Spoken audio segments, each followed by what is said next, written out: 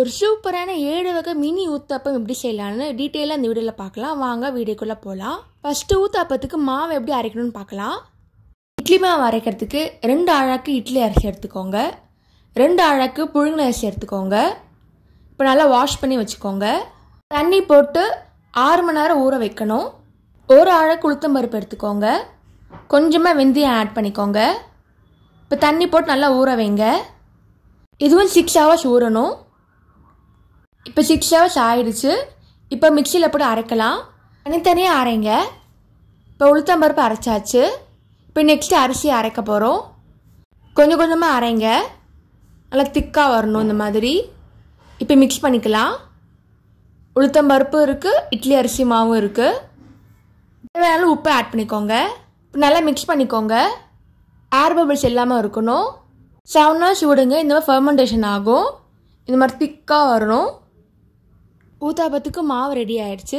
இப்போ ஊத்தாப்பம் கல் எடுத்துக்கோங்க. நான் வச்சுக்கிறது மினி ஊத்தாப்பம் கல்லுங்க. அப்போ தான் உங்கள் ஷேப் அழகாக வரும். இப்போ ஒன்று மாவு ஆட் பண்ணிக்கோங்க. கொஞ்சமாக போடுங்க. இதை மேலே ஸ்டஃபிங்ஸ் ஆட் பண்ண போகிறோம். நான்ஸ்டிக் தவா தாங்க யூஸ் பண்ணுறேன். நான்ஸ்டிக் தவா அமேசானில் வாங்கினதுங்க. லிங்க் டிஸ்கிரிப்ஷனில் கொடுத்துருக்கேன் பாருங்கள்.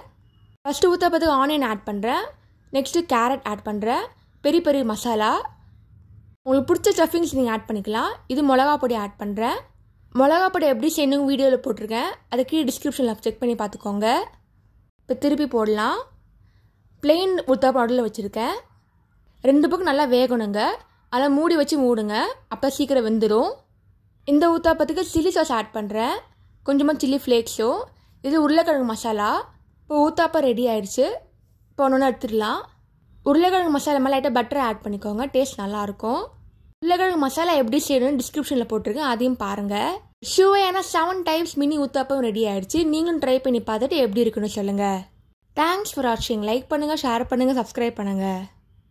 இந்த மாதிரி நிறைய குக்கிங் வீடியோஸ் யூடியூப் சேனலில் போட்டிருக்கேன், அதையும் மறக்காமல் செக் பண்ணி பாருங்கள்.